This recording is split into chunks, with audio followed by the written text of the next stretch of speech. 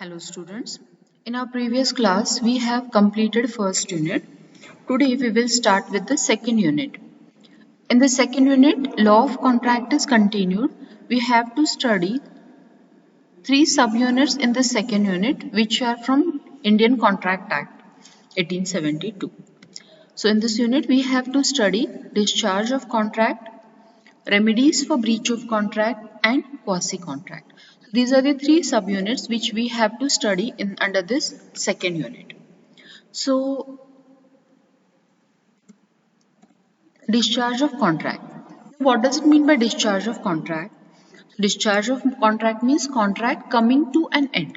So in previous units we have seen that how the contract comes into existence, how the contract is created. So contract is created by way of an agreement between the parties.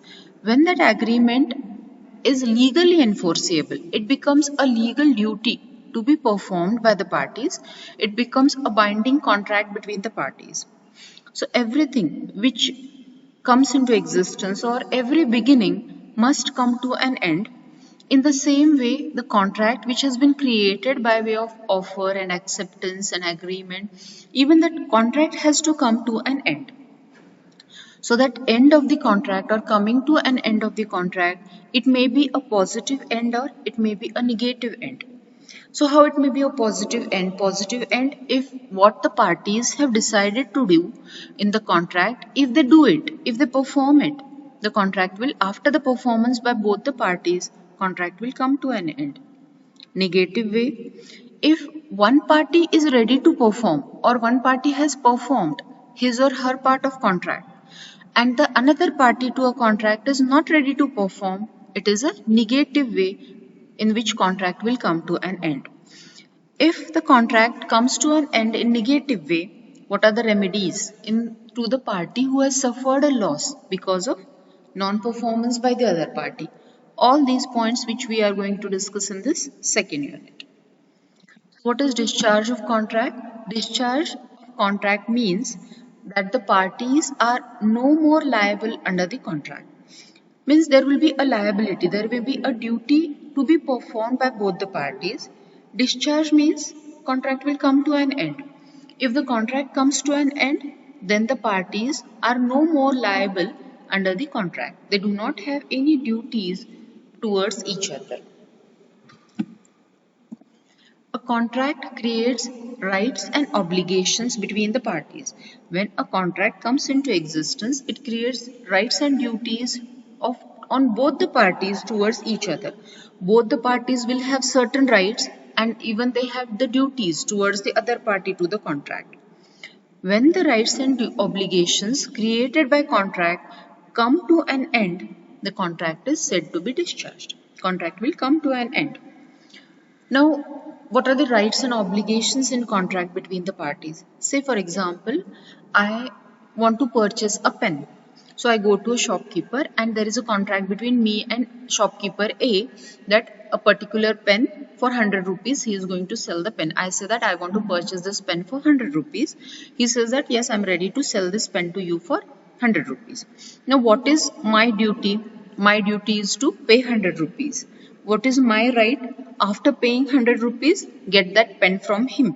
So I have rights and duties. In the same way, other party to the contract, even the shopkeeper has rights as well as duty. What is his right? His right is to get 100 rupees. If he gets 100 rupees, what is his duty towards me, towards the purchaser? To give the delivery of that pen, to give the pen to the customer. So these are the rights and duties. So both the parties will have certain rights and duties towards each other. Discharge of contract means these rights, duties, everything will come to an end. When it will come to an end, say for example, I go to a shop, pay 100 rupees, get the pen. Contract come to an end. Both of us now, we do not have any rights and duties towards each other. That means the parties are no more liable under the contract. That is discharge of contract. Discharge means termination of contractual relationship. There will be a contractual relationship will be created between the parties. When discharge means this contractual relationship between the parties will come to an end, that is called as discharge of contract. Discharge may take place in following ways. So there are different ways how the discharge of the contract will come to an end. By performance. So by performance, we have taken an example. I go to shop, purchase the pen for 100 rupees, pay the 100 rupees. Both the parties to a contract have performed their part of contract. Usual way of contract coming to an end. By agreement, by operation of law, by breach, by impossibility of performance, and by lapse of time. So these are the 6 ways in which contract may come to an end. So one by one we are going to discuss these points in detail. The first point is discharge by performance. Discharge by performance, it is the usual way, most usual way how the contract will come to an end. Contract will be discharged. Performance of a contract is one of the most usual ways of discharge of contract. When both the parties have performed their obligations, when both the parties have done what they have decided to do in contract, they have performed their duties, the contract is said to be discharged by performance. So, same example, going to shopkeeper, purchasing a pen, immediately paying the price of it, he also giving the delivery of the pen. Both the parties have performed, contract will come to an end. Second way how the contract will come to an end, discharge by agreement. Now discharge by agreement, how the contract is created. Contract comes into existence by way of an agreement between the parties. If the parties to a contract, they want that the contract should come to an end, they can do so by mutual agreement. So a contract is created by the parties to the contract, and it can also come to an end by their mutual agreement. They amongst themselves, they can decide and bring that contract to an end, terminate the contract.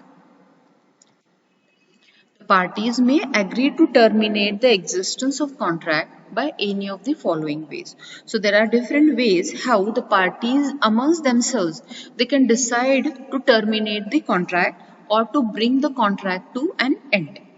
What are the ways how the contract may come to an end?